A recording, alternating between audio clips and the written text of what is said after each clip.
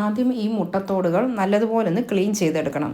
ഇതിനുള്ളിലെ ഉളുമ്പ് മുഴുവനായും മാറുന്നത് പോലെ വൃത്തിയാക്കി എടുക്കണം. ക്ലീൻ ചെയ്ത ശേഷം ഒന്ന് ഉണക്കിയെടുക്കണം. ഇത് നല്ലതുപോലെ കഴുകി ഉണക്കിയെടുത്ത മുട്ടത്തോടാണ്. ഇതിനി മിക്സിയുടെ ജാറിലിട്ട് നല്ലതുപോലെ പൊടിച്ചെടുക്കണം.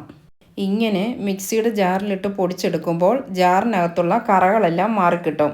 മാത്രമല്ല ഇതിനുള്ളിലെ ബ്ലേഡിൻ്റെ മൂർച്ച കൂട്ടാനും സഹായിക്കുന്ന നല്ലൊരു ടിപ്പാണിത്. നോക്കൂ, ജാറിനുള്ളിലെ കറകളെല്ലാം മാറി വെട്ടിത്തിളങ്ങുന്നത് നമുക്ക് കാണാൻ പറ്റും. ഒരു പാത്രത്തിലേക്ക് കുറച്ച് വെള്ളം എടുക്കുക.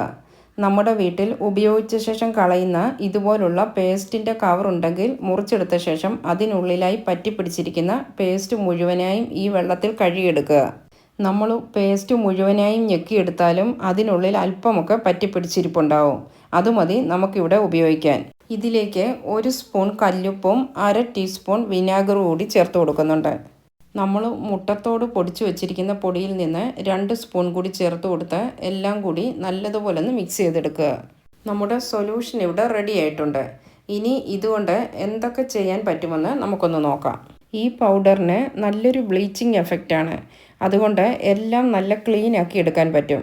നമ്മൾ എത്രമാത്രം ഉരച്ച് കഴിയാലും വൃത്തിയാകാത്ത നോൺ സ്റ്റിക്ക് പാത്രങ്ങളുടെ ബാക്കിലെ ഇതുപോലുള്ള മഞ്ഞക്കറകൾ നമുക്ക് ഇതുകൊണ്ട് വളരെ പെട്ടെന്ന് തന്നെ ക്ലീനാക്കി പുത്തൻ പോലെ ആക്കി എടുക്കാൻ പറ്റും. നമ്മൾ ഈ തയ്യാറാക്കി വെച്ചിരിക്കുന്ന സൊല്യൂഷനിലേക്ക് സ്പോഞ്ച് ഒന്ന് മുക്കിക്കൊടുത്ത ശേഷം ഈ സ്പോഞ്ച് കൊണ്ട് ഒന്ന് ഉരച്ചു കൊടുത്താൽ മാത്രം മതി. ഒരുപാട് ബലമൊന്നും പ്രയോഗിക്കേണ്ട, ജസ്റ്റ് ഒന്ന് ഉരച്ചു കൊടുത്താൽ മാത്രം മതി. ഇതിൽ പറ്റിപ്പിടിച്ചിരിക്കുന്ന മഞ്ഞക്കറകളെല്ലാം പെട്ടെന്ന് തന്നെ മാറിക്കിട്ടുന്നത് നമുക്ക് കാണാൻ പറ്റും.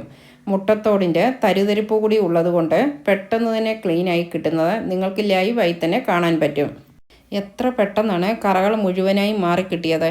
ഈ കൈപ്പിടിയുടെ സൈഡിലത്തെ കറകളുമെല്ലാം നമുക്കിതുപോലെ തന്നെ മാറ്റിയെടുക്കാം.